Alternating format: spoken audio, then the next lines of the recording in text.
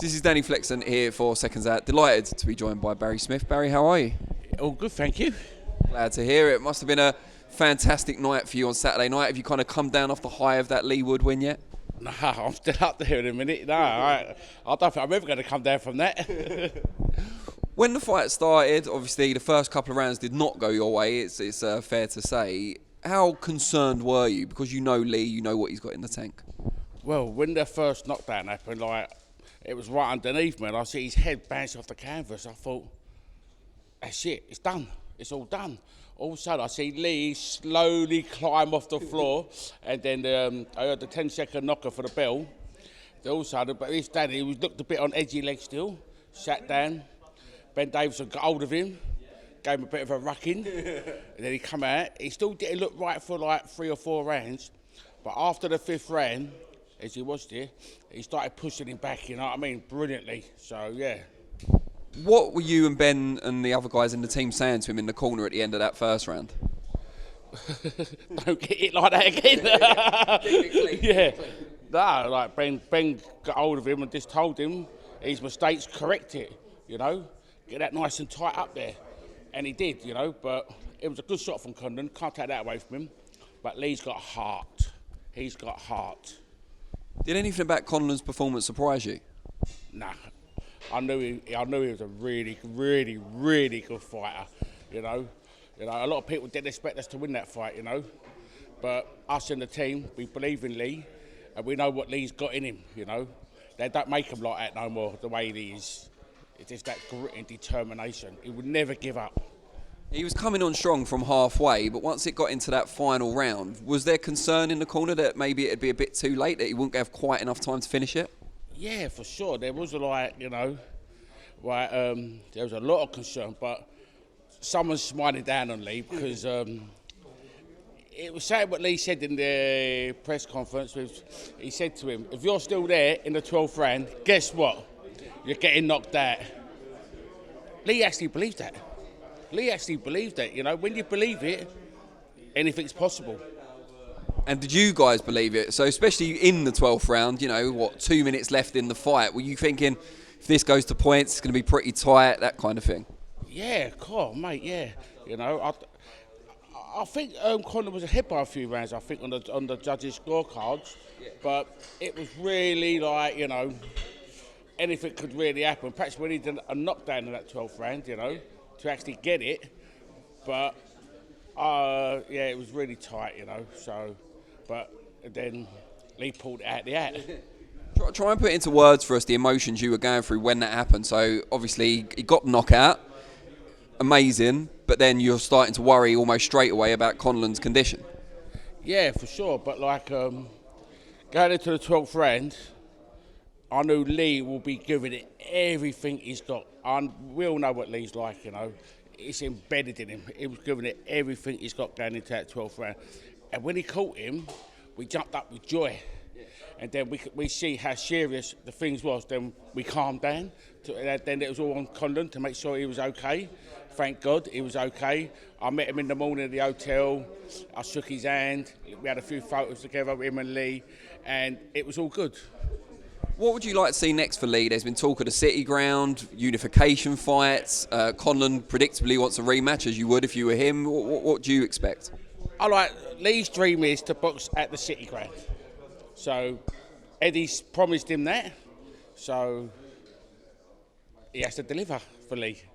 Yeah. Do you think that could be the Conlon rematch? Is it big enough to sell that out, given how great the first fight was? You know what, there ain't been no talks of opponents yet, you know. As far as I know, no one's speaking about nothing yet. Like the Santa Cruz, the Warringtons, you know. Conlon rematch, I think that's unlikely, I'm not sure, you know. That's up to the team to sit down and discuss that. But nothing's really been discussed, so we don't know what's going on. But we want to come to the city. And you mentioned Warrington there. Do you expect him to get past Kiko Martinez in their rematch in a couple of weeks? It's a hard fight, but I think Warrington should get through that. I think he should pull through that, yeah.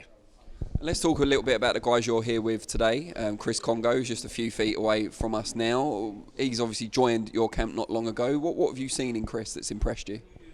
You know, Chris is he was an established boxer already, nice and smart, whatever, you know. We just tried to add a few little things on him, you know, to slow him down, to slow everything down. You know, I ain't going to give too much away, but he's improved quite a bit, yeah. And then you've got Jamie TKV, of course, as well, and you're the head trainer for him, I believe. That's what Ben told me. What do you make of him, and what is it about him that's caused you to kind of link up with him? Why do you rate him so highly? Jamie, you know, you got to love him, but yeah, he's a good character, trains hard, you know. He come to us a bit heavy, a lot heavy. I went, look, listen, if you want to train down there with us, I went, you got to get your weight off. He went, all right, I'll do it.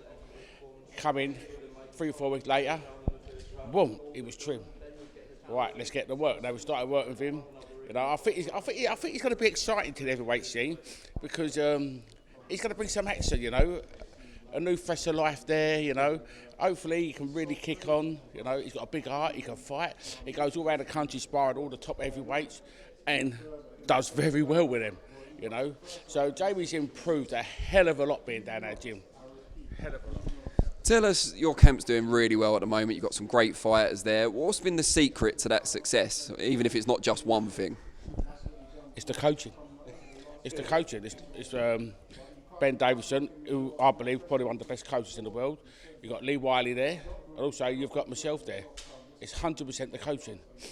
We coach them properly, you know. So, yeah, you know, I won't give too much away, but it's definitely the coaching. Ben's talked about this already, but there was a lot of criticism for him personally in the build-up to Wood against Conlon. A lot of it unfair, I think, but he said it didn't affect him too much. But what were you thinking kind of in the camp? Did you feel it was a bit unfair too? Listen, Ben's always getting a load of stick for what I don't know.